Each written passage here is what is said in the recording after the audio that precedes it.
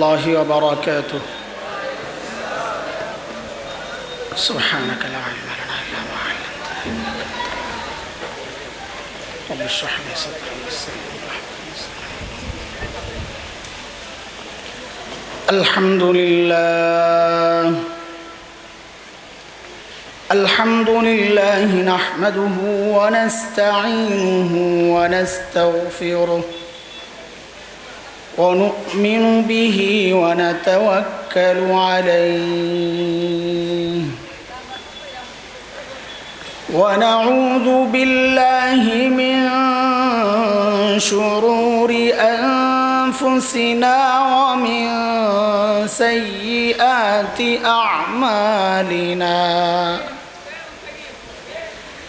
من يهده الله فلا مضل له ومن يضلله فلا هادي له.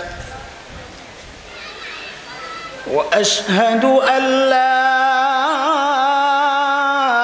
إله إلا الله وحده لا شريك له. وأشهد أن سيدنا وسندنا وحبيبنا ومولانا محمدا عبده ورسوله. اللهم صل على محمد وعلى آل محمد كما صليت على إبراهيم وعلى آل إبراهيم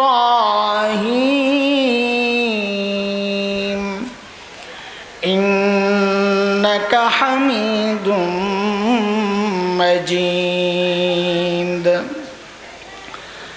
اللهم بارك على محمد وعلى آل محمد كما باركت على إبراهيم وعلى آل إبراهيم إنك حميد مجيد. أما بعد فأعوذ بالله من الشيطان الرجيم. بسم الله الرحمن الرحيم. وما جعلنا لبشر من قبلك الخلد أفإن مت فهم الخالدون.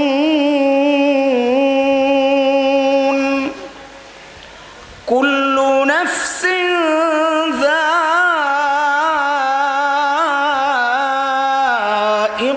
الموت ونبلوكم بالشر والخير فتنة وإلينا ترجعون.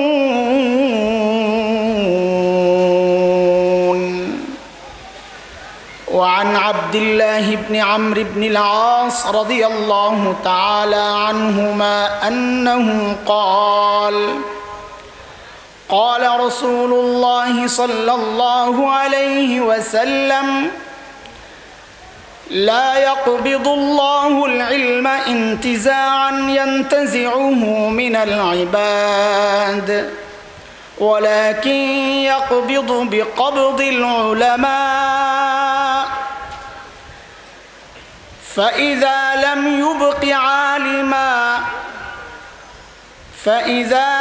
يبق عالما اتخذ الناس رؤوسا جهالا فسئلوا فضلوا وأضلوا كما قال عليه الصلاة والسلام صدق الله العلي العظيم وصدق رسوله النبي الكريم ونحن على ذلك من الشاهدين والشاكرين والحمد لله رب العالمين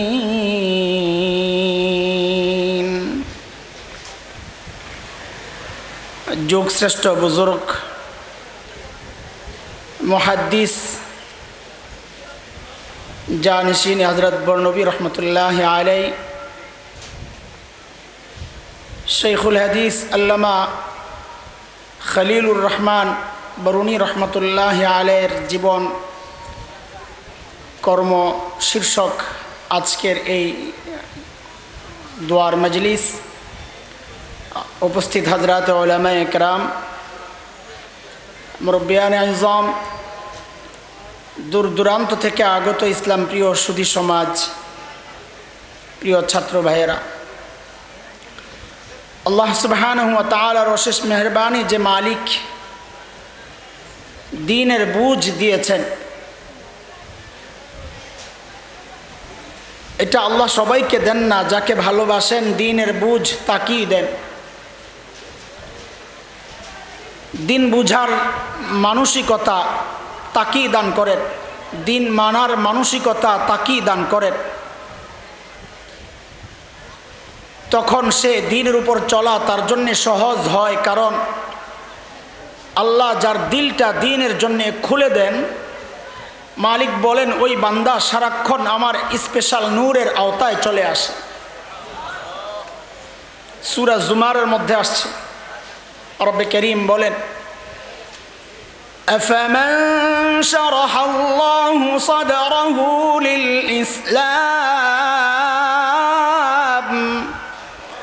فهو على نور من ربه فويل للقاسية قلوبهم من ذكر الله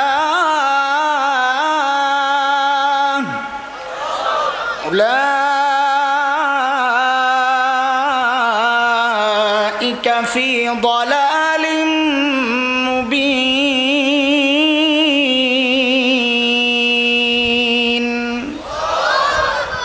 যে মালিক দিন বুঝার মানসিকতা দিয়ে এই মজলিসে আমাদেরকে একত্রিত করেছেন ওই মালিকের শুকরিয়া আদায় করি আলহামদুলিল্লাহ সূরা আম্বিয়ার দুইটা আয়াত আমি তিলাওয়াত করেছি আল্লাহ সুবহানাহু ওয়া তাআলা প্রথম আয়াতে আয়াত নম্বর 33 নবী আলাইহিস সালামকে উদ্দেশ্য করে বলেন নবী আমার আমি দুনিয়ায় এমন কোনো মানুষ সৃষ্টি করিনি যে অনন্তকাল বেঁচেছে এমনটি হবে না যে আপনি মৃত্যুবরণ করবেন কেউ জীবিত থাকবে বিষয়টা এমন হবে না সবাইকেই মরতে হবে দ্বিতীয় আয়াতের কথা সবাইকেই মরতে হবে যত কুল্লিয়াত আছে সাধারণত বুঝবে না ছোট বাচ্চারাও বুঝবে না উলামায়ে কেরাম বুঝবেন যত কুল্লিয়াত আছে সব এর মধ্যে ইস্তিসনার সুযোগ আছে মুস্তাসনা পাওয়া যায় একটা কুল্লি যার মধ্যে কোনো মুস্তাসনা নাই সেটা হচ্ছে কুল্লু নাফসিন যায়িকাতুল মাউত কুল্লু মান আলাইহা ফান আল্লাহ যাকে জীবন দিয়েছেন জীবন দেওয়ার সাথে সাথে এর সাথে যুক্ত হয়ে গেছে তাকে একদিন মরা লাগবে কিন্তু আমাদের জন্মটাও যেমন তফাৎ থাকে জন্মের মৃত্যুরও তফাৎ থাকে সবার জন্ম একরকম হয় না সবার মৃত্যু একরকম হয় না কারো কারো জন্মে শুধু মা বাবাই আনন্দিত হন আনন্দ প্রকাশ করার মতো আর কেউ নাই কারো কারো জন্মে পরিবার আনন্দিত হয় মা বাবার সাথে সাথে কারো কারো জন্মে এলাকাবাসীও আনন্দিত হন কারো কারো জন্মে গোটা দেশের মানুষ আনন্দিত হন, কারো কারো জন্মে দুনিয়ার বহু মানুষ আনন্দিত হয়েছে, আবার কারো কারো জন্মে কুল মখলুকাত আনন্দিত হয়েছে। সবার জন্ম একরকম না, ঠিক সবার মৃত্যুও একরকম না। কারো কারো মৃত্যুতে শুধু আপনজন কান্নাকাটি করে, দূরের কাউকে পাওয়া যায় না। যেমন হাদিসে এক নেককার সম্পর্কে নবী আলাইহিস সালামের কথা, কল্লাত তুরাসুহু ওয়া কল্লাত বাওয়াকি, মিরাস নেওয়ার মতো লোক কম, সম্পর্ক কম ছিল মানুষের সাথে, জনবিচ্ছিন্ন হয়ে খালি মালিককে তালাশ করেছে। তার উপর কান্না করার লোক পাওয়া যায় না, কারণ সে একা একা চুপচাপ থাকে, গুমনাম, নিজেকে প্রকাশ করে নাই। কারো কারো মৃত্যুতে এমন হয়, আবার কারো কারো মৃত্যুতে আশপাশের মানুষও কাঁদে, কারো কারো মৃত্যুতে আরেকটু দূর পর্যন্ত মানুষের কান্না ছড়ায়, কারো কারো মৃত্যুতে গোটা দুনিয়ার মানুষও কাঁদে, মখলুক কাঁদে। যে হযরতের কেন্দ্র করে আজকে আমরা এখানে উপস্থিত, তিনিও এমন একজন মহান মানুষ ছিলেন যার মৃত্যুতে শুধু আপনাদের এই মৌলভীবাজার, বৃহত্তর সিলেট এই অঞ্চলের তার ভক্তবৃন্দ কেঁদেছেন, বিষয়টা এমন না। আমার বিশ্বাস যারাই হযরতকে চিনেছেন, যাদের কানে খবর পৌঁছেছে, তার দিলটাই ভেঙ্গে চুরমার হয়ে গেছে। তিনি তো ওই লেভেলের একজন বুজুর্গ ছিলেন, আল্লাহওয়ালা ছিলেন। তিনি তো তার বন্ধুর কাছে চলে গেছেন, তার হারানোর কিচ্ছু নাই। হারিয়েছি আমরা, হারিয়েছি আমরা। আমরা কি হারিয়েছি? এক একজন আল্লাহওয়ালা আমাদের জন্য নিয়ামত। এই নিয়ামত চলে যাওয়া মানে আমরা নিয়ামত বঞ্চিত হয়ে গেলাম। এই নিয়ামত চলে গেলে দুনিয়া সংকুচিত হয়ে যায়, মানুষ ধ্বংসের কাছাকাছি চলে যায়। কোরআনের কথা, সূরা আম্বিয়া 44 নম্বর আয়াতে রব্বে কারীম এই কথা বলেছেন, বাল মাত্তানা হাউলাই ওয়া আবাআহুম হাত্তা তালা আলাইহিমুল উমর আফালা ইয়ারাউনা আন্না নাতিল আরদা নানকুসুহা মিন আতরাফিহা আফাহুমুল গালিবুন।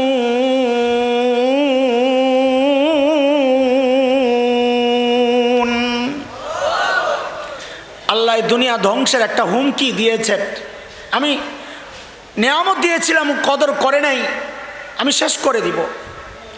রাইসুল মুফাসসিরিন হযরত আব্দুল্লাহ ইবনে আব্বাস রাদিয়াল্লাহু তাআলা আনহুমা এই আয়াতের ব্যাখ্যায় বলেছেন, এই ধ্বংসের কারণ কি, আল্লাহ কেন ধ্বংস করবেন? বলে খারাবুহা বিমাউতি উলামাইহা ওয়া ফুকাহাইহা ওয়া আহলিল খাইরি মিনহা। দুনিয়া ধ্বংসের কারণ হচ্ছে দুনিয়ার আলেমরা চলে যাবেন, ফকিহরা চলে যাবেন, নেককার বান্দারা চলে যাবেন, দানবীররা চলে যাবেন। ওই জন্য আল্লাহ তাআলা দুনিয়াকে ধ্বংস করে দিবেন, রাখবেন না এই দুনিয়া। আমি যে হাদিস পড়েছি বুখারী মুসলিমের বর্ণনা, কিয়ামতের আগে আল্লাহ তাআলা ইলমকে উঠায় আনিবেন। ভিন্ন হাদিসে আসছে, লা তাকুমুস সাআহ হাত্তা ইউকবাদাল ইলমু ওয়া তাযহারাল ফিতান। কিয়ামতের আগে আল্লাহ তাআলা ইলমকে উঠায় আনিবেন, ফিতনার দরজাগুলো খুলে যাবে। তো বুখারী মুসলিমের রিওয়ায়াতে বিস্তারিত আসছে ইলমকে উঠায় আনিবেন মানে কি। তা হযরত আব্দুল্লাহ ইবনে আমর ইবনে আল-আস রাদিয়াল্লাহু তাআলা আনহুমার বর্ণনা, নবী বলেন, ইন্নাল্লাহা লা ইয়াকবিদুল ইলম ইনতিজাআন ইয়ানতাজিউহু মিনাল ইবাদ। আল্লাহ ইলমকে উঠায় আনিবেন, মানুষের অন্তর থেকে, কলব থেকে ইলমকে বের করবেন, এমন না বিষয়টা। তো ইলম কেমনে উঠাবেন? ওয়ালাকিন ইয়াকবিদু বিকবদিল উলামা।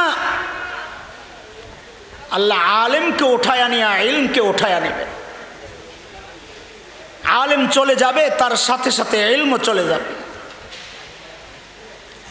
এমন এক অবস্থা হবে যে একজন আলেমও খুঁজে পাওয়া যাবে না। ফাইজা লাম ইউবকি আলিমা, আল্লাহ যখন দুনিয়ায় কোনো আলেম বাকি রাখবেন না, তখন জাহেলরা, মানুষরা কি করবে? ইত্তাখাযান নাস রউসান জুহালা, সাধারণ মানুষ জাহেলকে নেতা বানাবে। জাহেলকে নেতা বানায়া তার কাছে মাসআলা জিজ্ঞেস করবে। ফাসুইলু, তখন ওই জাহেল জানে না, ফতুয়া দিবে, নিজেও গুমরাহিতে লিপ্ত হবে, অন্য মানুষকেও পথভ্রষ্ট করবে। ফাদল্লু আদল্লু। একজন আলেম চলে গেলে শুধু ব্যক্তি যায় না, তার সাথে ইলমের বিরাট অংশ চলে যায়। হযরত ইমামে বুখারী রাহমাতুল্লাহি আলাইহির সময়ের এক মুহাদ্দিস ইয়াহইয়া ইবনে জাফর রাহিমাহুল্লাহ, তার একটা ঐতিহাসিক কথা আছে ব্যাপারে। লাউ কদরতু আন আযীদা ফি উমরি মুহাম্মদ ইবনে ইসমাঈল মিন উমরি লা ফাআলতু, যে আমার যদি ক্ষমতা থাকতো যে আমার বয়স থেকে কিছু বয়স মুহাম্মদ ইবনে ইসমাঈল ইমামে বুখারীকে দিয়ে দিতাম, তা আমি তাই করতাম। কেন? লিআন্না মাউতি মাউতু রাজুলুন ওয়াহিদ, লিআন্না মাউতি মাউতু রাজুলিন ওয়াহিদ ও মাউতাহু যাহাবুল ইলম। কারণ আমি মারা গেলে একজন মানুষই মারা যাবে, ইমামে বুখারী মারা গেলে একজন মানুষ মারা যাবে না, তার সাথে ইলমের বিশাল এক ভান্ডার চলে যাবে। শেখে বরনবী চলে গেছেন, শেখে বরুনি রাহিমাহুল্লাহ চলে গেছেন, তিনি একা যান নাই। আমরা বঞ্চিত হয়েছি, কারণ তিনি যাওয়ার সময় ইলমের এক বিশাল ভান্ডার নিয়ে চলে গেছেন। তার ইলমের সাক্ষী তার লিখিত এই সমস্ত কিতাবগুলো, আনওয়ারুত তিরমিজি তার ইলমের সাক্ষী। তিনি কত বড় আলেম ছিলেন এটা শেখ জাকারিয়া রহমতুল্লাহি আলাইহি টের পেয়েছেন।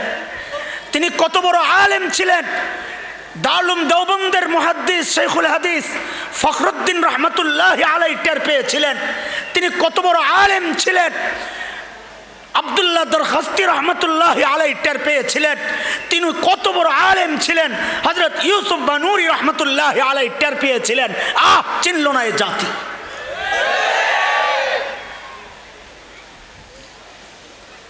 বঞ্চিত আমরা হয়েছি, তার কোনো লস হয় নাই। বঞ্চিত আমরা হয়েছি, তার কোনো লস হয় নাই। কেন? কেন? কারণ তিনি তো তার প্রিয় হাবিব, তার বন্ধুর কাছে চলে গেছে। হযরত ইবনুল আসওয়াদ, হাইয়ান ইবনুল আসওয়াদ, তার কথা এটা। অনেকে হাদিস বলে চালায়া দেয় না। হাইয়ান ইবনুল আসওয়াদ তিনি বলেন, আল মাউতু জাসরুন ইউসিলুল হাবিবা ইলাল হাবিব। মৃত্যু একটা সিঁড়ি, একটা পোল, একটা ব্রিজ, যে ব্রিজ এক বন্ধুকে আরেক বন্ধু পর্যন্ত পৌঁছায়া দেয়, বান্দাকে তার বন্ধু মালিক পর্যন্ত পৌঁছায়া দেয়। আমাদের শেখ মৃত্যুর মাধ্যমে তার বন্ধুর কাছে চলে গেছেন। হযরত ইব্রাহিম আলাইহিস সালাতু ওয়াস সালামের কাছে মালাকুল মউত আসছে। মালাকুল মউত আসার পর খলিল ইব্রাহিম মালাকুল মউতকে বলতেছেন, ইয়া মালাকাল মউত হাল রাআইতা খলিলা ইয়াকবিদু রূহা খলিলিহি। ও মালাকুল মউত, এমন খলিল তুমি জীবনে দেখছো যে তার খলিল তার একান্ত বন্ধুর রূহ কবজ করে?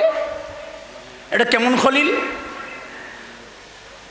তো হাদিসের কথা, ফাআরাজা ইলা রাব্বিহ, মালাকুল মউত আল্লাহর কাছে গেছেন গিয়া এই খবর শুনা, যায়া ঘটনা শোনাইছেন, যা আপনার বন্ধু বলতেছেন, ইয়া মালাকুল মউত হাল রাআইতা খলিলান ইয়াকবিদু রূহা খলিলিহি, তুমি এমন খলিল, এমন একান্ত বন্ধু দেখেছো যে তার বন্ধুর রূহ কবজ করে?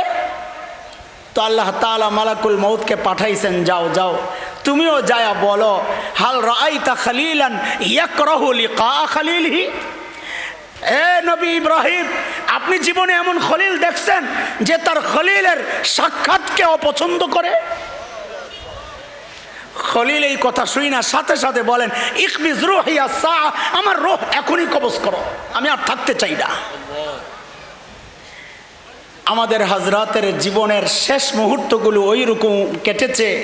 আপনজন থেকে আলোচনায় যা বুঝেছি, তিনি তার খলিল, তার বন্ধুর কাছে যাওয়ার জন্যে অস্থির হয়ে গেছিলেন। কখন চলে যাবে? কেন? আহা, কারণ ওই যে মালাকুল মউতের সাথে জান্নাতের ফেরেশতারা যে তাকে ডাকতেছেন, করবেন কি? কোরআনে কারীমের কথা শোনাই আপনাদেরকে একটু। হযরতের জীবন সম্পর্কে একটু আলোচনা যা শুনেছি এখানে আইসা, এর থেকে আমার উপলব্ধি, এটা সেই উপলব্ধি থেকে আপনাদেরকে বলতেছি কোরআনের কথা। ইয়া আইয়াতুহান নাফসুল মুতমাইন্নাহ ইরজিই ইলা রাব্বিকি রাদিয়াতাম মারদিয়াহ ফাদখুলি ফি ইবাদি ওয়াদখুলি জান্নাতি।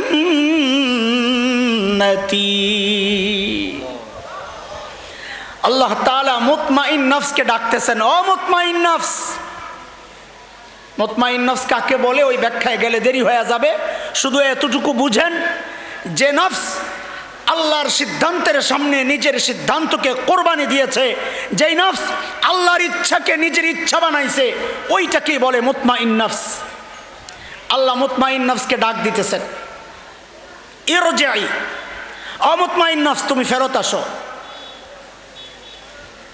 এই ডাক আল্লাহ কখন দিবেন বা কখন দেন?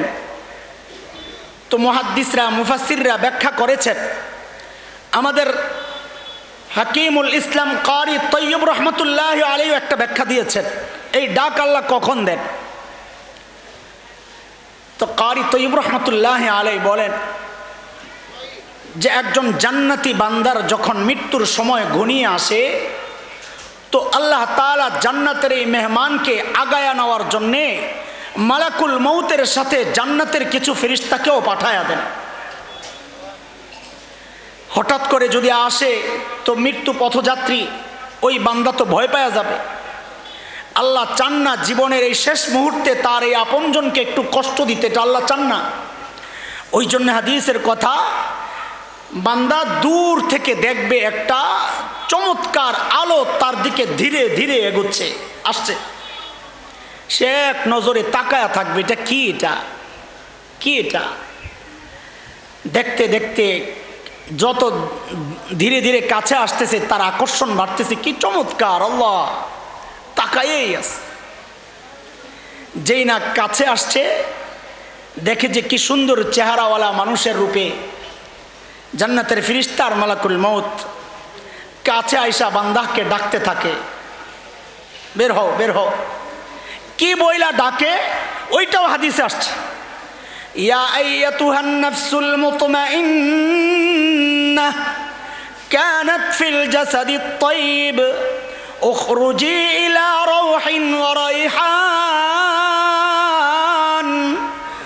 ওয়া রাব্বি গায়রি গাদবান।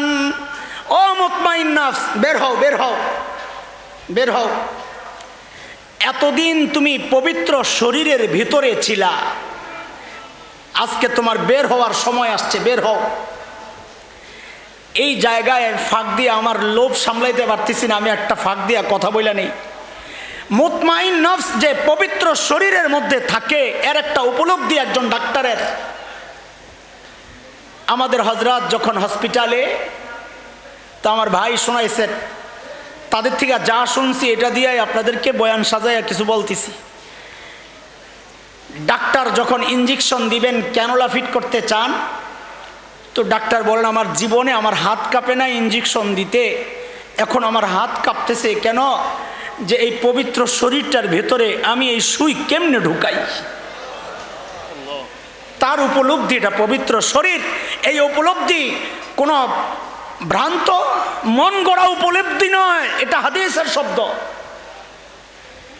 ইয়া আইয়াতুহান নাফসুল মুতমাইন্নাহ কানাত ফিল জাসাদিত তাইয়িব উখরুজি কানাত ফিল জাসাদিত তাইয়িব উখরুজি ইলা রাউহিন ওয়া রাইহান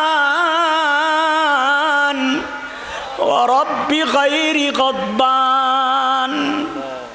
ও মুতমাইন নফস, এতদিন তুমি পবিত্র শরীরের ভিতরে ছিলা, এখন বের হও, বের হও। বলে কোথায় বের হব? বলে ইলা রাউহিন ওয়া রাইহান, বাগ বাগিচা জান্নাতের দিকে আসো। ও রব্বি গায়রি গাদবান, ওই রবের দিকে আসো যেই রব আজকের পর আর কোনোদিন তোমার উপর অসন্তুষ্ট হবেন না। আল্লাহ, নফস রূহের সাথে শরীরের লম্বা দিনের বসবাস, এক মুহূর্তের জন্য আলাদা হয় নাই।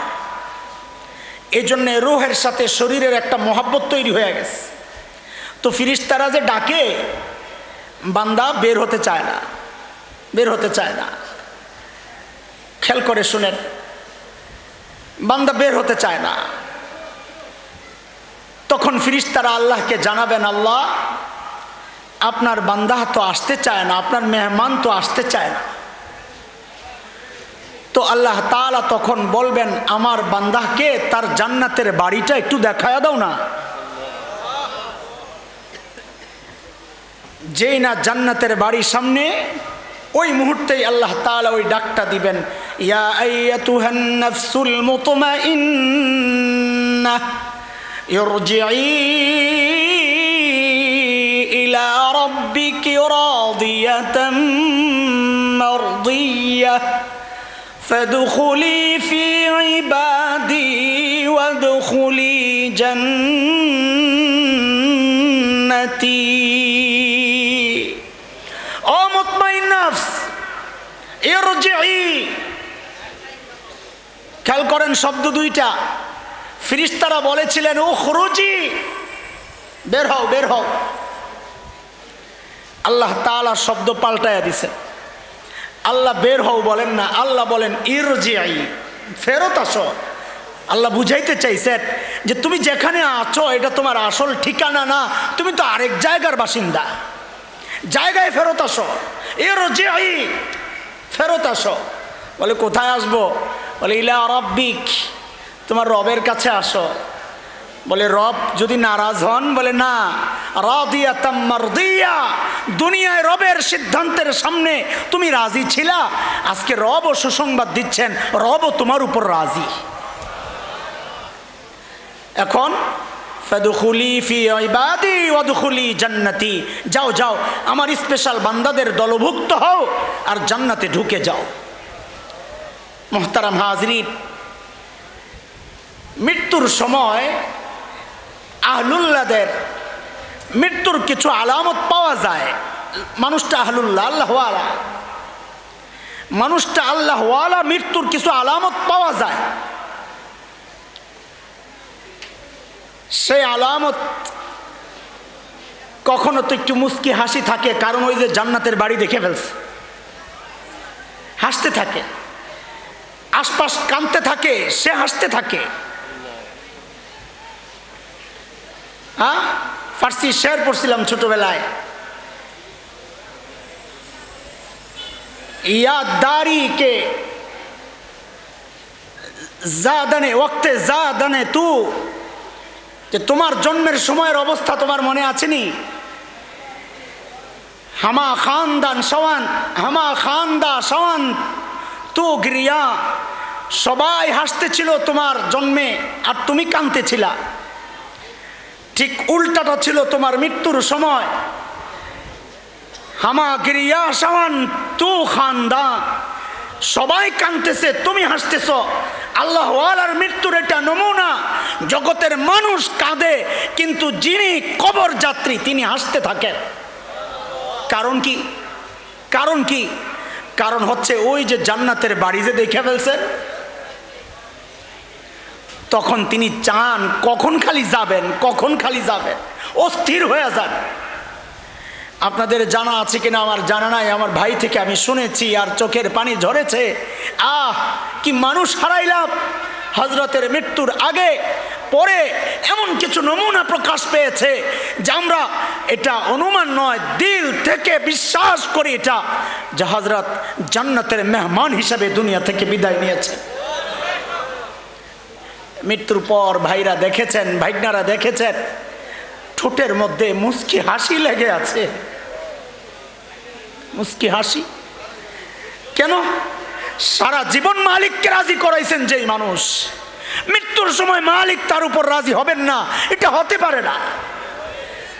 ইন্নাকুম তুহশারুনা কামা তামুতুন ওয়া তামুতুনা কামা তাঈশুন। জীবন যেমন কেটেছে মৃত্যু তেমন হবে, মৃত্যু যেই অবস্থায় হাসর ওই অবস্থায় হবে।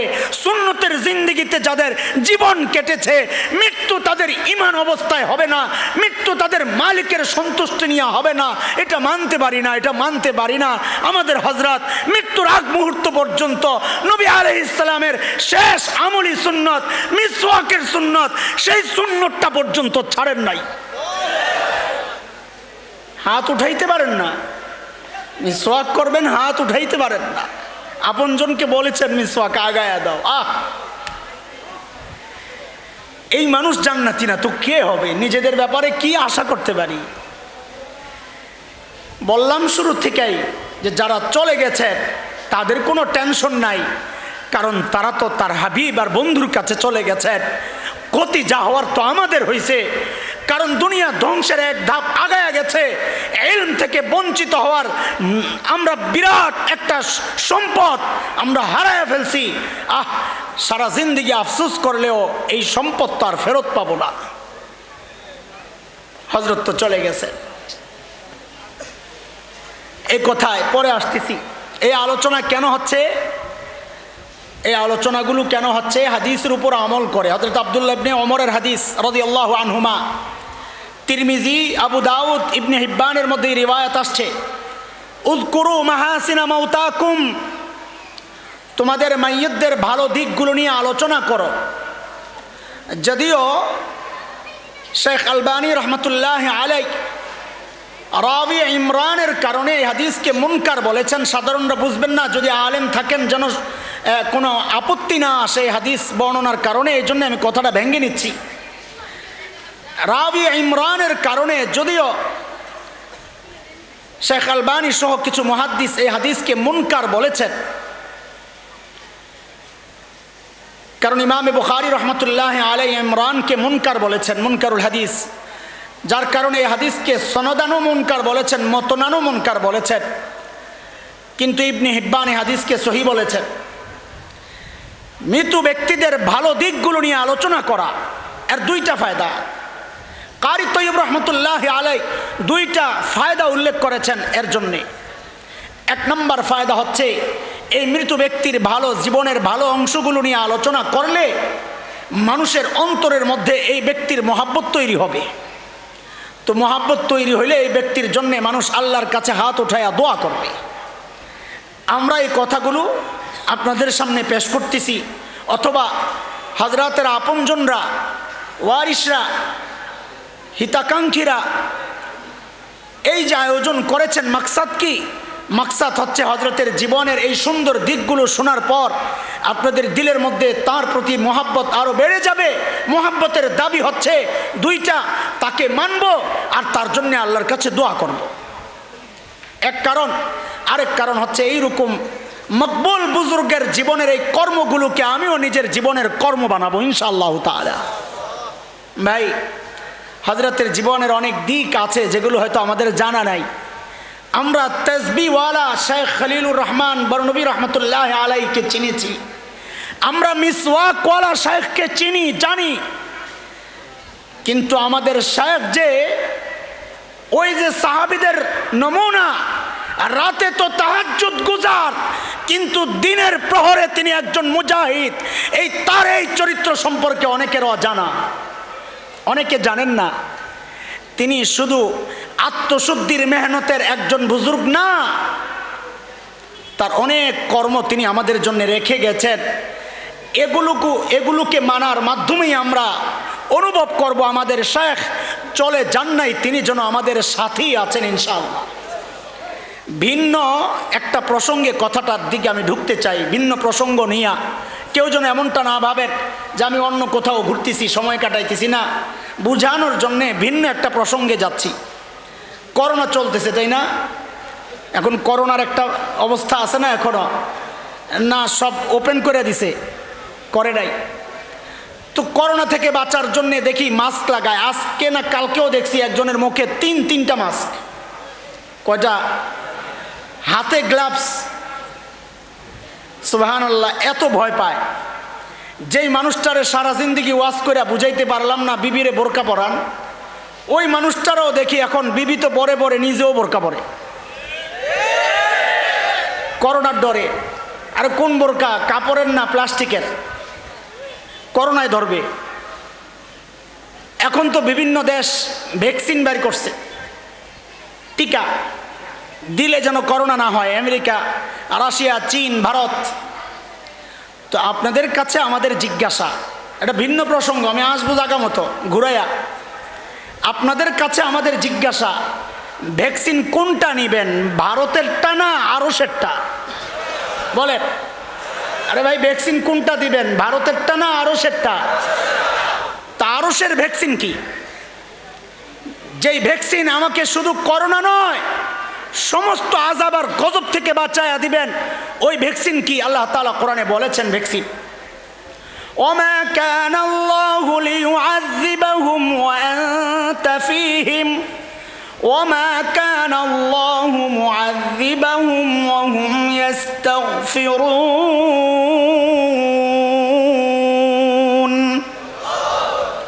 আল্লাহ তাআলা বান্দাকে জানায়া দিয়েছেন সমস্ত আযাব আর গজবের জন্য ভ্যাকসিন হচ্ছে দুইটা। কয়টা ভ্যাকসিন? কয়টা? এক ভ্যাকসিন স্বয়ং নবী মুহাম্মদুর রাসূলুল্লাহ সাল্লাল্লাহু আলাইহি ওয়াসাল্লাম। আল্লাহ বলতেছেন, নবী যতদিন আপনি থাকবেন ততদিন আমি আযাব দিব না। সুবহানাল্লাহ, বাড়িতে যাইয়া পড়েন থাক। এত খুশি লাগতেছে না আপনাদের? আলহামদুলিল্লাহ পড়েন, আলহামদুলিল্লাহ, নেয়ামত, এটা নেয়ামত, বলেন নেয়ামত। নবী আলাইহিস সালাম আমাদের জন্য সবচেয়ে বড় নেয়ামত, এই জন্যে পড়ি আলহামদুলিল্লাহ। এক নম্বর ভ্যাকসিন। দুই নম্বর ভ্যাকসিন, ওমা কানা আল্লাহু মুআযযিবাহুম ওয়া হুম ইস্তাগফিরুন।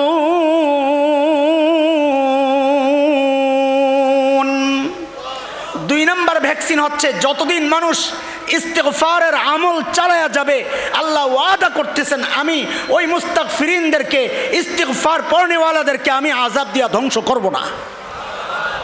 ভ্যাকসিন কয়টা? ইস্তিগফার বেশি বেশি পড়ব ইনশাআল্লাহ। একটা ভ্যাকসিন আছে আমাদের দখলে, কিন্তু অনেকে ভাবতেছেন আরেকটা ভ্যাকসিন তো আমরা বঞ্চিত হয়ে গেছি আরেক ভ্যাকসিন থেকে।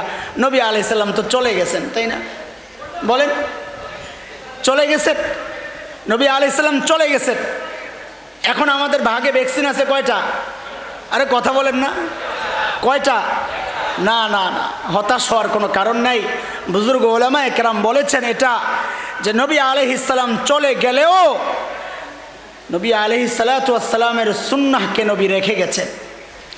যে মানুষ নিজের জীবনকে সুন্নত দ্বারা সাজাবে সে যেন নবী আলাইহিস সালামের সঙ্গী আছে। যে ব্যক্তি সুন্নতের উপর জীবনকে চালাবে তো আল্লাহ তাআলা তাকেও করোনা না শুধু সমস্ত রকমের আযাব ও গজব থেকে আল্লাহ তাআলা তাকে বাঁচায়া দিবেন ইনশাআল্লাহ। এই আয়াতের এই মর্ম থেকে কি পাইলাম? ব্যক্তি চলে গেলেও তার সুন্নাহ থাকে, সুন্নাহকে যা আঁকড়ায়া ধরে সে যেন ব্যক্তির সাথেই আছে। আল্লামা খলিলুর রহমান বরুনী রহমতুল্লাহ আলাই, ব্যক্তি চলে গেছেন তার বন্ধুর কাছে, তিনি যেন যান নাই, তার মিশন যতদিন এই জমিনে থাকবে তিনি যেন এই জমিনে তার কাজ চালিয়ে যাচ্ছেন।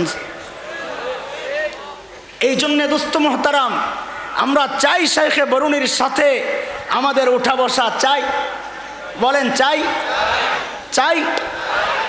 হাসরে একসাথে উঠতে চাই ইনশাআল্লাহ। যদি চাই তার রেখে যাওয়া মিশনকে নিজের মিশন বানাইতে হবে। শাইখে বরুণীর মিশনকে নিজের মিশন বানাইতে হবে। শাইখে বরুণীর মিশন কি? নতুন মিশন ছিল দুইটা, পুরাতন আগের বহু আগের একটা মিশন। আহা, মানুষ মুখলেস হইলে কোন লেভেলের মুখলেস হয় আমি অবাক হয়েছি শুরুর থেকেই। আমি যদি হইতাম আমি ছাড়তাম না। কত পুরাতন সংগঠন আঞ্জুমানে হেফাজতে ইসলাম, 40-এর দশকের, ভাই 40-এর দশকের। শাপলায় যে আন্দোলন হেফাজতে ইসলাম, এটা তো বেশি দিন আগের না, কিন্তু আঞ্জুমানে হেফাজতে ইসলাম এটা 40-এর দশকের সংগঠন। মৃত্যুর আগ পর্যন্ত শেখ তার আমির ছিলেন, প্রধান ছিলেন। একটু খেয়াল করেন বিষয়টা, এই জমানা এটাও কি সম্ভব? দ্বীনের জন্য এইরকম ছাড় দেওয়া, দ্বীনের জন্য নিজেকে এইভাবে বিলিয়ে দেওয়া, এই জমানা এটাও কি সম্ভব? অবাক হচ্ছি। হেফাজতে ইসলামের আন্দোলন দাবানলের মতো গোটা দুনিয়ায় ছড়ায়া পড়ল। আল্লামা আহমদ শফি নব্বরাল্লাহু মারকাদাহুর নেতৃত্বে আন্দোলন যখন তুঙ্গে, তখনও উপরের থেকে এই প্রস্তাব এসেছিল যে জনাব, আপনার হেফাজত এটা পুরান হেফাজত, নতুন হেফাজতের বিরুদ্ধে আপনি মামলা করেন, আমরা দেখব, আরো কিছু প্রয়োজন হলে তাও দিব। আল্লামা বরুণী দেখেছেন ওই সময়ে নতুন হেফাজত নাস্তিকদের কলিজা আগুন ধরিয়ে দিয়েছে। আল্লামা বরুণী তিনি চিন্তা করেছেন, যেহেতু আমারও মিশন ওইটাই, আল্লামা আহমদ শফিরও মিশন একটাই, নতুন করে ইখতিলাফের দরকার নাই। তিনি নিজের সংগঠনকে পিছনে রেখে আল্লামা আহমদ শফিকে আগায়া দিয়েছেন। আল্লাহু আকবার, আল্লাহু আকবার।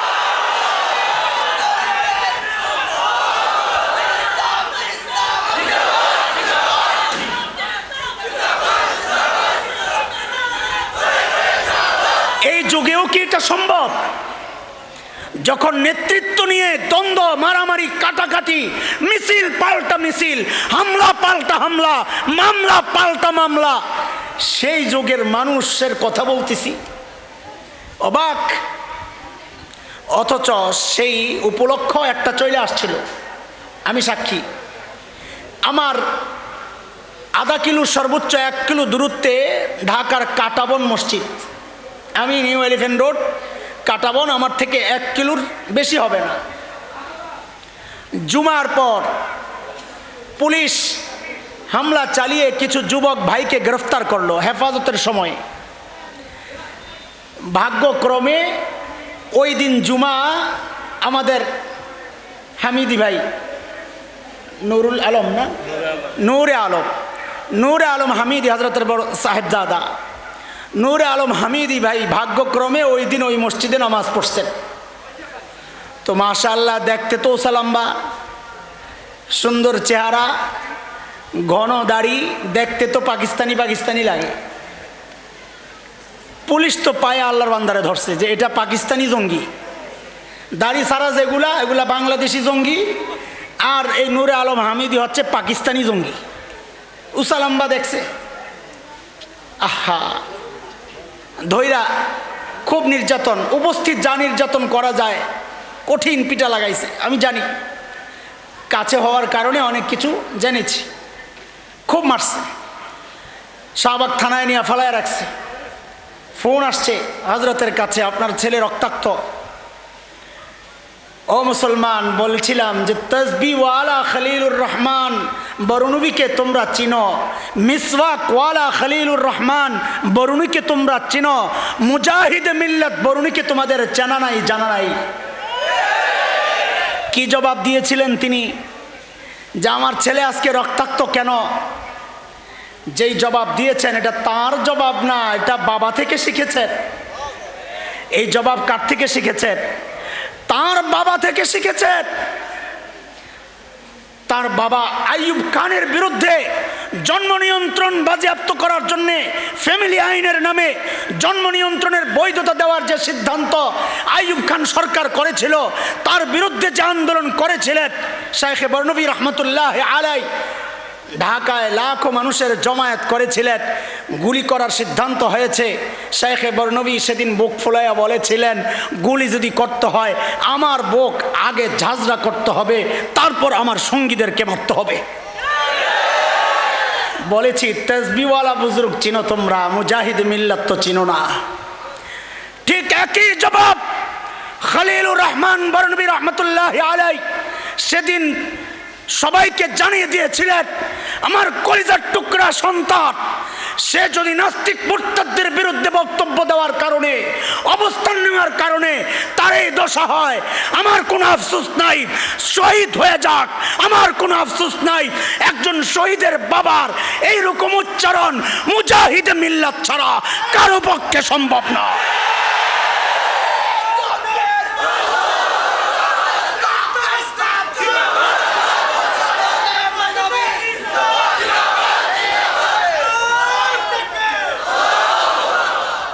ভাইরা আমার, আজকে এখান থেকে এই হযরতের জীবন কর্ম শীর্ষক আলোচনার এই মজলিস থেকে আমাদেরকে প্রতিজ্ঞা করে যেতে হবে যে হযরতের যে মিশন, এই মিশন আমরা এগিয়ে নিব ইনশাআল্লাহ তাআলা। যদি রক্ত দিতে হয়, কথা বলো, রক্ত দিতে প্রস্তুত। হযরতের মিশন এগিয়ে নেওয়ার জন্যে যদি কল্লা দিতে হয়, কল্লা দিতে প্রস্তুত ইনশাআল্লাহ। হযরতের মিশন কি? তসবিহওয়ালা মিশন চিনো খালি? মিসওয়াকওয়ালা মিশনই খালি চিনো? আঞ্জুমানে হেফাজতে ইসলামের মিশন কি জানো? আল্লাহ তাআলা যাদেরকে ক্ষমা করেন নাই, এই তসবিহওয়ালা বুজুর্গরাও তাদেরকে ক্ষমা করেন নাই। আল্লাহ রসুল যাদেরকে ক্ষমা করেন নাই, এই মিসওয়াকওয়ালা বুজুর্গরাও তাদেরকে ক্ষমা করেন নাই। এরা কারা? এরা হচ্ছে ইসলামকে নিয়ে কটাক্ষকারী, ইসলাম বিদ্বেষী অপশক্তি। এদের বিরুদ্ধে আল্লাহও আপোষ করেন নাই। আমাদেরকে অনেকে জিজ্ঞেস করে, বিশেষ করে আমাদের এই রকম বুজুর্গরা যখন এই আন্দোলনে রাস্তায় নেমে আসে, যেমন আল্লামা আহমদ শফি রহমতুল্লাহ আলাই নেমে এসেছিলেন, হুইল চেয়ারে বসে আন্দোলন করতে আসছে, তো সবাই খালি জিজ্ঞেস করে, হুজুর আপনাদের চোখে আর কোনো অপরাধ পড়ে না? চুরি, ডাকাতি, রাহাজানি, ছিনতাই কত কিছু হচ্ছে, সরকারের দুর্নীতি কত কিছু হচ্ছে, এগুলো নিয়ে আপনাদের কোনো মাথা ব্যথা নাই? খালি এক পাইছেন কাদিয়ানি ইস্যু, এক পাইছেন নাস্তিক মুরতাদ, আর কিছু দেখেন না আপনারা? তো আমাদের জবাব একটাই, ভাইরে,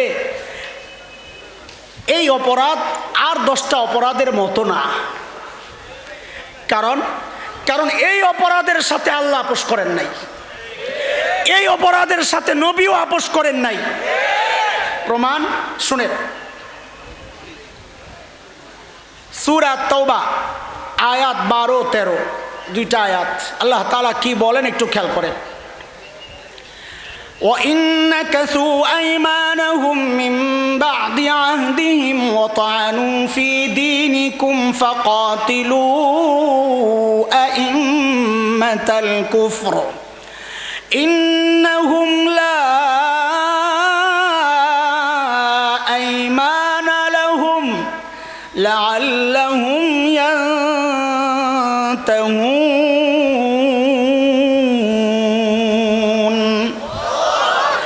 أَلَا تُقَاتِلُونَ قَوْمًا نَكَثُوا أَيْمَانَهُمْ وَهَمُّوا بِإِخْرَاجِ الرَّسُولِ وهم بدؤوكم أول مرة أتخشونهم فالله أحق أن تخشوه إن كنتم مؤمنين। ও ভাই, কথাগুলো কার? বলেন বলেন, জোরে বলেন। আমরা যখন এই কথাগুলো জোরে জোরে বলি, অনেকের মাথা ঘুরায়া যায়, চুলকানি শুরু হয়। ওই টেলিভিশনে বসে বসে টক শোতে তখন এগুলা বলে, এই ওয়াজের মাধ্যমে সমাজের এই বিশৃঙ্খলা, যত জেনা, বেবিচার, ধর্ষণ, এটা বলে ওয়াজের মাধ্যমে ছড়াইতেছে। ও বৈশা বৈশা ওই আলাপ করতে থাকতোরা। আমরা আমাদের জবান বন্ধ করব না, এটা মিরাজ সূত্রে পাওয়া জবান। হ্যাঁ, আল্লাহ তাআলা কি বলেন? কথাটা কেন বললাম? যে আমাদেরকে যারা আক্রমণ করতে চায়, আমাদেরকে যারা ধরপাকড় করতে চায়, আমরা বলবো সবগুলোর মাথা খারাপ। বলেন কি খারাপ? বলেন কেন?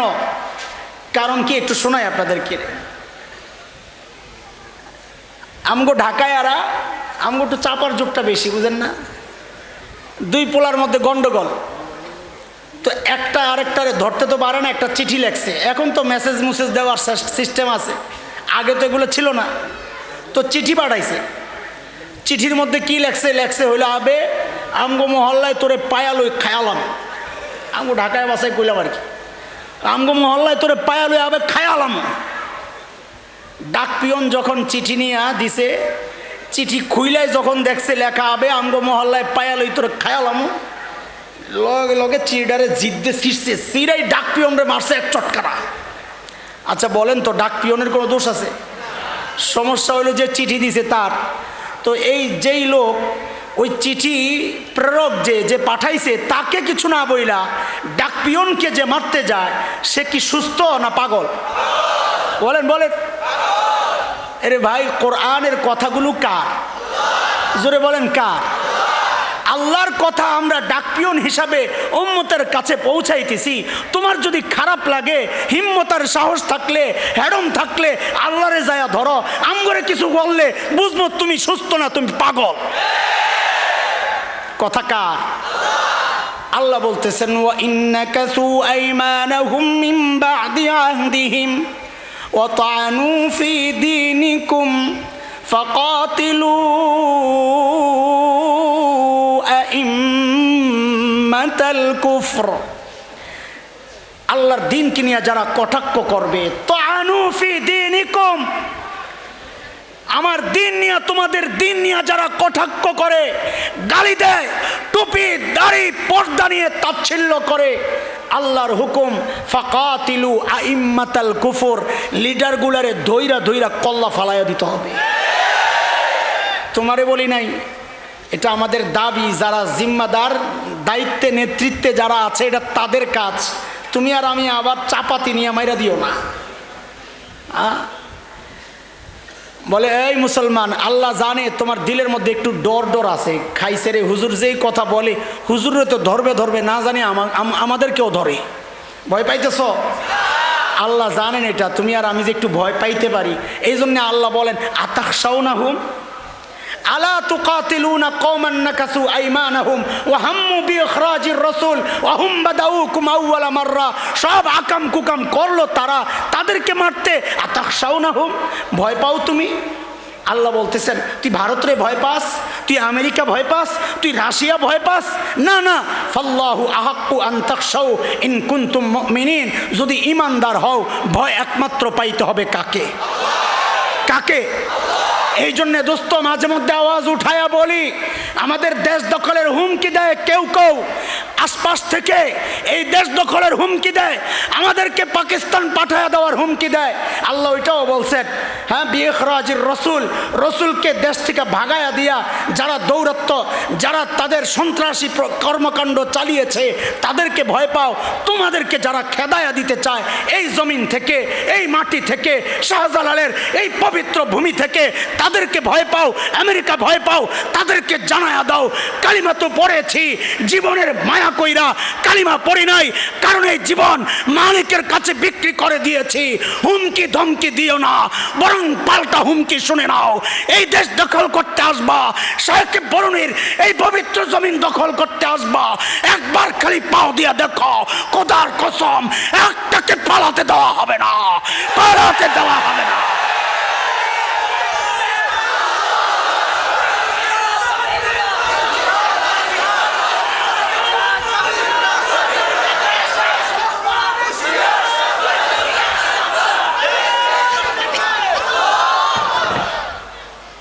বলছিলাম খালি তাসবিহওয়ালা শায়েখে বরুণকে চিনো না?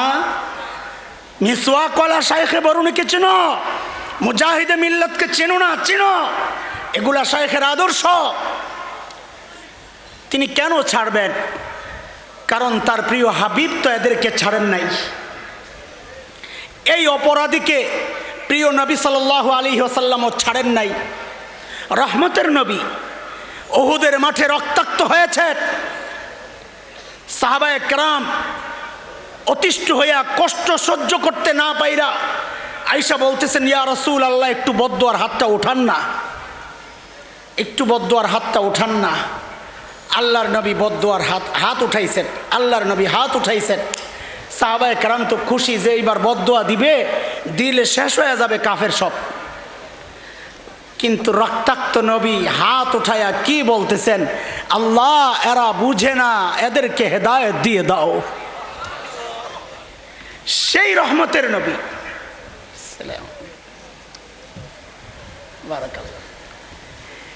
সেই রহমতের নবী।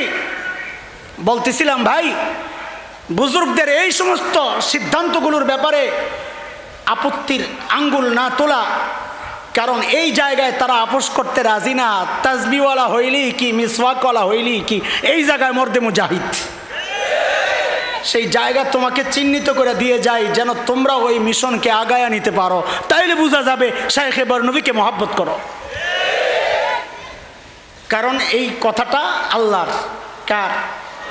আল্লাহ বলেছেন নবী কিছু পাবলিক দেখা যায় আশেকে রসুল, আবার কেউ কেউ বলে আমারও বলে মহব্বত করে, তা আপনি তাদেরকে জানায়া দেন মহব্বত করো, তো মহব্বতের নজরানা পেশ করো, উদাহরণ পেশ করো, নমুনা পেশ করো। বলে নমুনা কি? বলে কুল ইন কুনতুম তুহিব্বুনাল্লাহ ফাত্তাবিউনি ইউহিব্বুকুমুল্লাহু ওয়া ইয়াগফির লাকুম যুনুবাকুম ওয়াল্লাহু গফুরুর রহিম।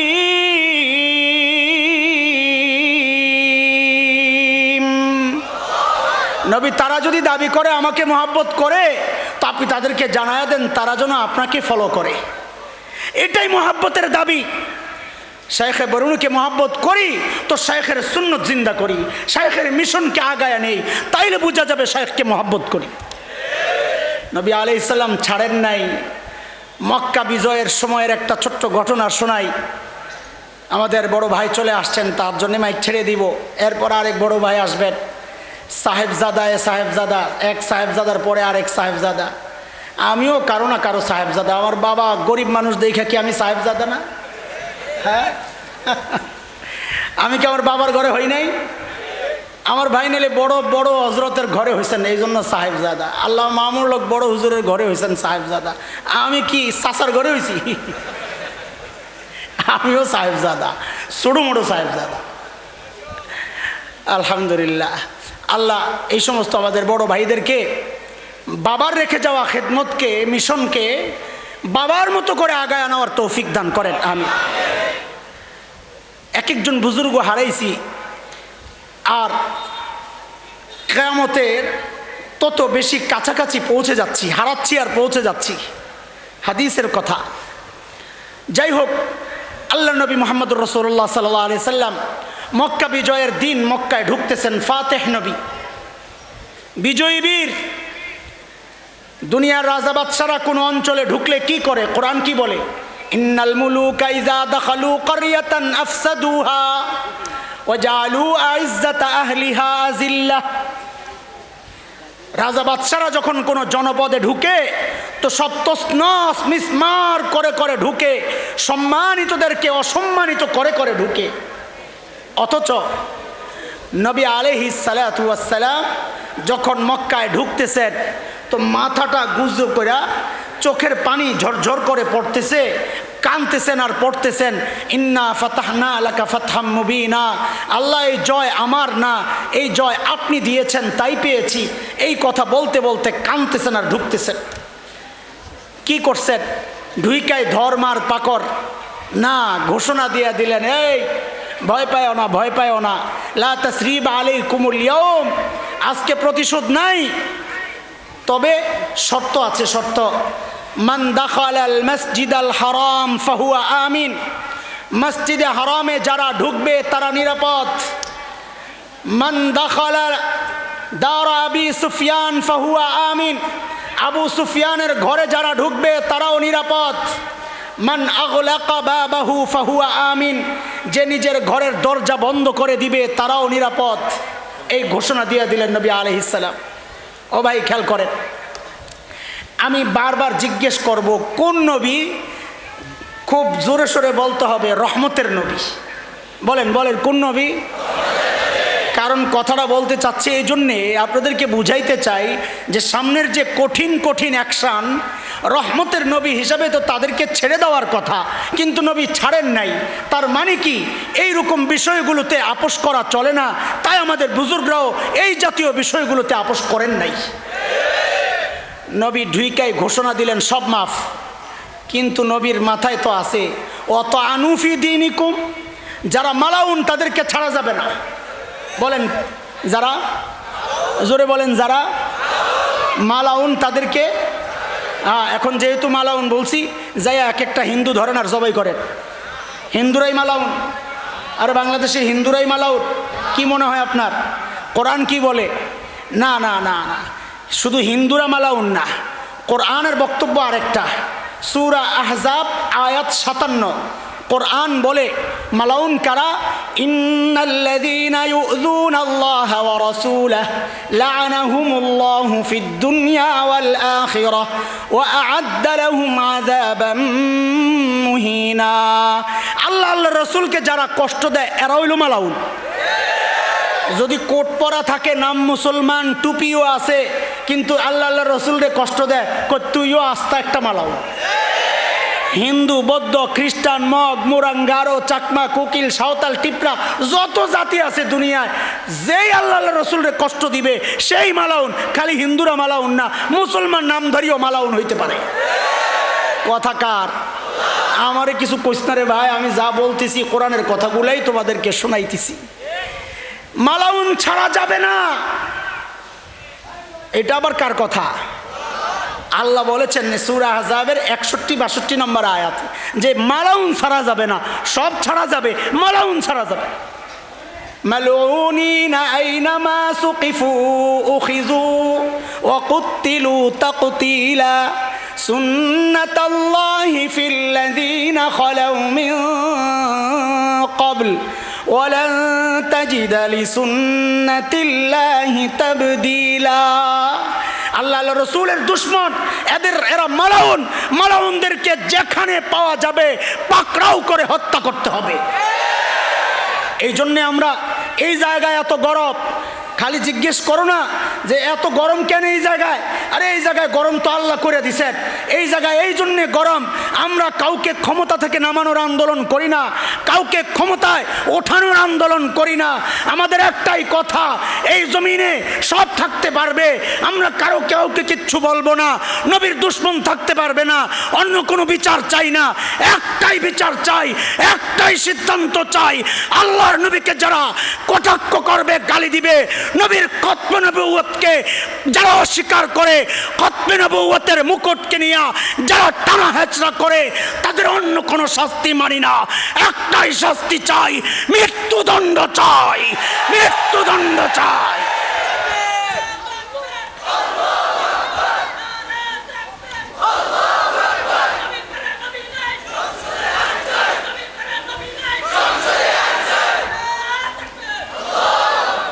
আল্লাহর হাবিব যখন ঢুকলেন জানায়া দিলেন সবাইকে সব মাফ, কিন্তু যারা মালাউন এদেরকে ছাড়া যাবে না।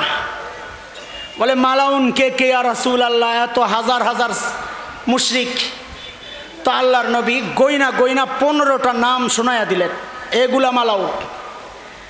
শেখ ইবনে তাইমিয়া রহমতুল্লাহ আলাইহির বিখ্যাত কিতাব আস-সারিমুল মাসলুল আলা শাতিমির রাসূল, এর মধ্যে ওই 15 জনের নাম আসছে। আব্দুল্লাহ ইবনে খতাল, কুরতুনা, কুরাইনা, সাররা, নকিস ইবনে সুবানা, হুয়াইরিস ইবনে নকিদ, আব্দুল্লাহ ইবনে সাদ ইবনে আবি সারাহ, ইকরামা ইবনে আবি জাহেল, হারিস ইবনে তলাতিল, হুবার ইবনুল আসওয়াদ, ইকরামা ওয়াহশি ইবনে হারব, আব্দুল্লাহ ইবনে জিবিয়রা, কাব ইবনে জুহাইর, জুহাইরা বিনতে আবি ওয়াহাব আল মখজুমি, হিন্দা বিনতে উতবা। এই 15টা নাম ঘোষণা করলেন নবী যে এদেরকে ছাড়া যাবে না, এরা মালাউন, যেখানে পাইবা ধৈরাই হত্যা করা লাগবে। ছেড়ে দিব নাকি? বলবে না, চাইছিলাম দিয়ে দিতে, চাইছিলাম আপনি দিয়ে দিন।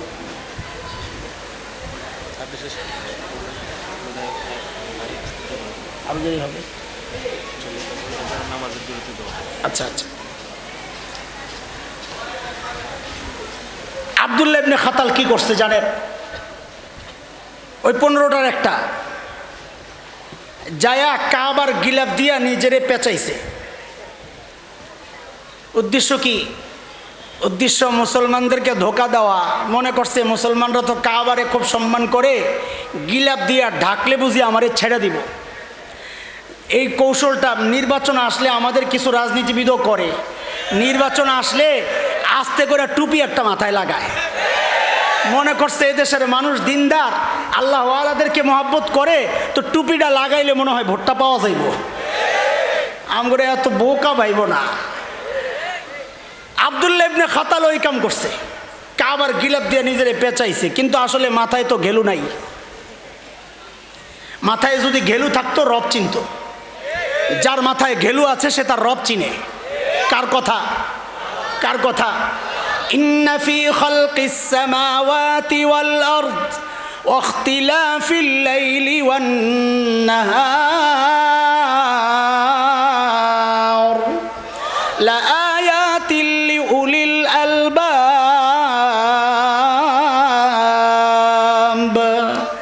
মাথায় মগজ থাকলে মালিক চেনা যায়। বলে কত বিজ্ঞানী আছে নাস্তিক, আল্লাহ মানে না বিজ্ঞানী, এর মাথায় কি মগজ নাই? হ্যাঁ আছে আছে। ওটা মগজ না, ওইটারে বলে ডিজিটাল গোবর। কি এগুলা? মগজ থাকলে মালিক চিনত। আব্দুল্লাহ ইবনে খাতাল নিজেরে কাবার গিলাফ দিয়া জড়াইছে ঠিক, কিন্তু নিচে দিয়া তো পাও বাইরে রয়েছে। কিতাবের মধ্যে এই ঘটনা যখন পড়ি তো ছোটবেলার একটা গল্প মনে পড়ছে। দেন আমারে আগে দেন, আপনি পড়েন কি? আপনি বস করেন। এশার ওয়াক্ত হইল 8:30, 5 মিনিট আছে। মাশাআল্লাহ, ভালো হয়েছে। আপনি আমার উপর দয়া করেন না, এখন মায়া আছে। আব্দুল্লাহ ইবনে খাতাল পাও খোলা, তো বলতেছিলাম ঘটনা মনে পড়ছে। নতুন বউ আসছে বাড়িতে, শ্বশুরের সাথে খাইতে বসছে পিড়ির মধ্যে, কি বলে এলাকায় ছোট খাট বা মোড়া, ওটার মধ্যে বসছে ভাত খাইতে। তো অনিচ্ছা সত্ত্বে হঠাৎ করে বায়ু বের হয়েছে। এটা নিয়ে হাসাহাসি করার কিছু নাই। এটা নিয়ে হাসাহাসি কওমে লোত করছে।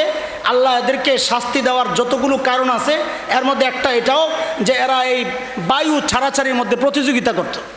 কাজে এগুলো নিয়ে হাসাহাসি করবা না। তো বউয়ের বায়ু ছুটে গেছে টুস করে। এখন নতুন বউ শ্বশুরের সামনে লজ্জা পাইছে। লজ্জা ভাঙ্গার জন্যে কি করছে, প্লেটের মধ্যে আঙ্গুল দিয়ে এরকম গুতা মারছে, ক্রত করে উঠছে। মানে শ্বশুরে বুঝাইলো, বাবা আগের যে আওয়াজটা ওইটা আপনি যেটা মনে করছেন ওইটা না, এটা আমার আঙ্গুলের গুতার আওয়াজ। তো শ্বশুর তো ব্রিটিশ, চিন্তা করছে বউ কয়দিন পরে পরে তো এরকম লজ্জা পাইব, লজ্জা একবারে ভেঙ্গে দেই থাক। তো বউরে বলে, বৌমা এ আঙ্গুল দিয়া আওয়াজটা নাইলে কোনো রকম ঢাকলা, কিন্তু গন্ধটারে কি করবা? আব্দুল্লাহ ইবনে খাতালের এই গল্প পড়ে আমার ওই গল্প মনে পড়ছে। বডি নাইলে কাবার গিলাফ দিয়া ঢাকলি, পাও তো দেখা যায়। হযরত আলী আরো 2 সাহাবী সহ দৌড়াইয়া যায়, বাইর কইরা কল্লা ফালাইয়া মাকাম ইব্রাহিমের পাশে ঝুলাইয়া রাখছে।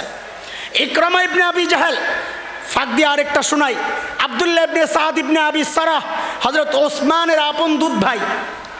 হযরত ওসমান কত বড় সাহাবী, নবীর 2 মেয়ের স্বামী, একের পর এক। হযরত ওসমান ভাইয়ের হাত ধইরা নবীর ডান পাশ দিয়ে আসছেন, ইয়া রাসূলুল্লাহ আমার দুধ ভাই আব্দুল্লাহ ইবনে সাদ ইবনে আবি সারাহের জন্যে আমি নিরাপত্তা চাই। আল্লাহর নবী মুখ ফিরাইয়া নিছেন। এ ভাই কে মুখ ফিরাইয়া নিছেন বলেন তো? হ্যাঁ, রহমতের নবী। কে?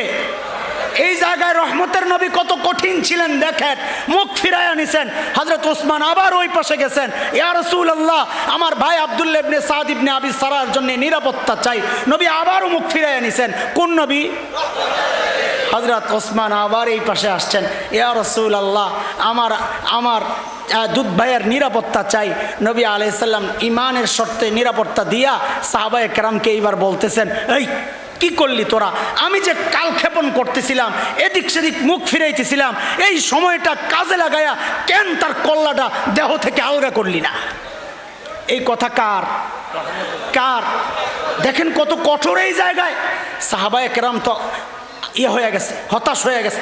হাই হাই হাই, এমনি পায় না, ভাইয়া গেছে বাকিগুলা, একটারে পাইছে, ওটারে সাইজ করতে ভাগে পড়বে না তো।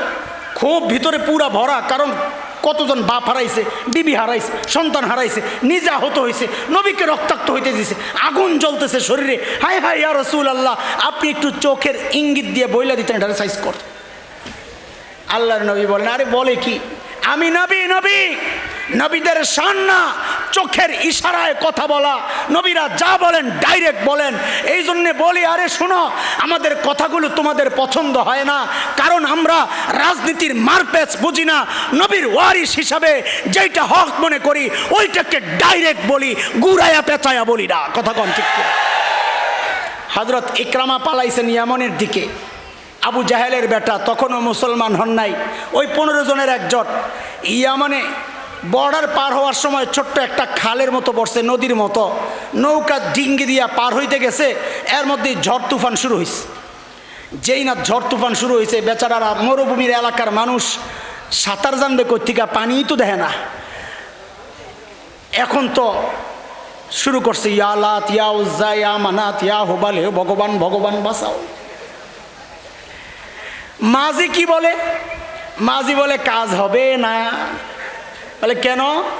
বলে স্থলে যে বাঁচানে ওয়ালা, পানি তো ওই একই সত্তা বাঁচানে ওয়ালা আল্লাহ। বিপদে পড়লে বাঁচান কে? পদ্মার ওই পারের এক বড় পিসাবের বইয়ের মধ্যে আছে, আমার মুরিদ না, খালি মুরিদের আত্মীয় স্বজনও যদি বিপদে পড়ে আমি বাঁচাইয়া দেওয়ার ক্ষমতা রাখি। নাউজুবিল্লাহ, একটু আস্তে কোন আপনারা। আরে তুই কি বললি? আল্লাহ কি বলতেছেন? আল্লাহ বলতেছেন, ওয়া ইয়ামসাসকাল্লাহু বিদুররিন ফালা কাশিফা লাহু ইল্লা হু। আল্লাহ বলতেছেন বিপদে পড়লে আমি ছাড়া বাঁচানোর কেউ নাই। হযরত ইকরামার দিল পাল্টায়া গেছে মাঝির কথায়।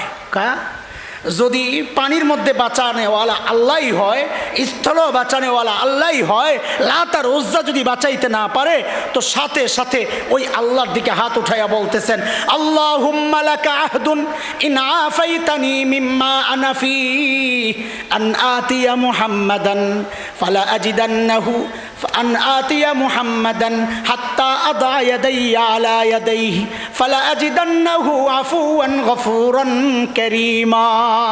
আল্লাহ, যেই বিপদে পড়ে গেছি, যদি এখান থেকে আমারে বাঁচায়া দাও, আল্লাহ এখান থেকে যাইয়াই আমি মুহাম্মদের দরবারে চলে যাব, তার হাতে হাত রাইখা ইসলাম কবুল করব। বলে তোরে যদি মাইট দেয়? ইকরামা নিজের থেকে বলতেছেন, না না, আমি মুহাম্মদকে চিনি। ফালা আজিদান্নাহু আফুওয়ান গফুরান কারীমা, আমার বিশ্বাস আমি তাকে ক্ষমাশীল পাবো, দয়ার্দ্র পাবো, করিম ভদ্র পাবো, আমার উপর দয়ার আচরণ করবেন। আমার বিশ্বাস তিনি আমার সাথে কঠোরতা করবেন না। এই কথা চিন্তা করতে করতে বলতে বলতেই পিছন দিয়া বিবি ইকরামার বউ মুসলমান পিছনে পিছনে দৌড়ায় আসছেন। উম্মে হাকিম বিনতে হারিস ইবনে হিশাম, ইকরামার বিবির নাম উম্মে হাকিম বিনতে হারিস ইবনে হিশাম। নদীর পাড়ে দাঁড়ায়া ডাকতেছেন, ইয়াবনা আম। আগে বিয়ার আগে চাচাতো ভাই ছিল, এখনো ডাকতেছেন, ও আমার চাচাতো ভাই। ইয়াবনা আম ইন্নী ক্বাদ জিতু মিন ইনদি আবাররিন নাস ওয়া আওসালিন নাস ওয়া খায়রিন নাস ক্বাদ ইসতামানতু লাকা রাসূলুল্লাহি সাল্লাল্লাহু আলাইহি ওয়াসাল্লাম ফালা তুহলিক নাফসাক। ও আমার চাচাতো ভাই, আমি এমন এক মহান ব্যক্তির কাছ থেকে আসছি, যিনি সমস্ত মানবতার সর্বশ্রেষ্ঠ মানুষ, ওয়াওসালিন নাস, এবং আত্মীয়তার সম্পর্কের মূল্য দেওয়ার ক্ষেত্রে সবচেয়ে ভালো মানুষ, ও খায়রিন নাস, মানুষের মধ্যে সবচেয়ে উত্তম মানুষ। আপনার জন্যে তার কাছ থেকে আমি নিরাপত্তা চেয়ে আনছি। ও ভাই, আপনি নিজেকে ধ্বংসের মুখে ঠেলে দিয়েন না। স্বামীরে নিয়ে নবীর দরবারের দিকে রওনা দিছে। নবী যাই না গেছেন, ইকরামা মুমিন হয়ে আসতেছে। কেমনে জানছেন? নবী গায়েব জানতেন। আপনাদের এলাকায় এগুলা কিছু আছে, এই জন্য একটু একটু খোঁচা মারি। বলেন নবী গায়েব জানতেন, এই জন্যে নবী যাই না গেছেন। নবী বলতেছেন, ইয়াতিকুম ইকরামা মুমিনা, তোমাদের কাছে ইকরামা মুমিন হয়ে আসতেছে। নবী গায়েব না জানলে কেমনে বললেন? আরে কথা কোন, নবী গায়েব জানতেন? গায়েব জাননেওয়ালা একমাত্র কে? কার কথা? আরে কার কথা? তোমরা ভণ্ডরা বললেই তো আমরা মাইনা নিব না। আমরা কোরআনের কথা মানি, চটি বইয়ের কথা মানি না। কোরআন কি বলে? সূরা আরাফ আয়াত 188 188 9 নম্বর পারা হাফিজি কোরআন যদি খুলো 14 নম্বর পৃষ্ঠার প্রথম লাইন প্রথম আয়াত তুমি খুলে দেখো মালিক কি বলেন। মালিক বলতেছেন কুল লা আমলিকু লিনাফসি নাফআন ওয়ালা দাররা ইল্লা মা শা আল্লাহ ওয়ালাউ কুনতু আ'লামুল গায়ব লাস্তাকসারতু মিনাল খায়র ওয়ামা মাসসানিয়াস সূ। নবী আপনি বলে দেন আমি যদি গায়েব জানতাম আমি বহু ভালো কিছু অর্জন করতে পারতাম এবং আমাকে আর এত বিপদ আমাকে আর ধরে না, আমি গায়েব জানি না এই জন্য বিপদে পড়ি। তো আল্লাহর নবী জানায়া দিছেন ইকরামা আসতেছে মুমিন হয়া, বাস এরপরে নবী ইকরামাকে নিরাপত্তা দিছেন, মুসলমান হয়েছে। এ ভাই আজান হইতেছে, শেষ করতেছি, আজানের জবাব আমার কথা শেষ করার পর দিবেন ইনশাআল্লাহ। সেটা হচ্ছে এই যে এত লম্বা কথা বললাম কেন, রহমতের নবীও তাদেরকে ছাড়েন নাই। আল্লাহ ছাড়ছেন, কথা বলে ছাড়ছেন, রহমতের নবী ছাড়ছেন। এইবার বুঝেন ওই তাসবিহওয়ালা শাইখে বরনবী রহমতুল্লাহ আলাই এই জায়গায় কেন গরম হয়ে গেছেন, ওই হুইল চেয়ারওয়ালা আল্লামা আহমদ শফি রহমতুল্লাহ আলাই এই জায়গায় কেন গরম হয়ে গেছেন, কারণ এই জায়গায় আল্লাহও গরম, এই জায়গায় রহমতের নবীও গরম।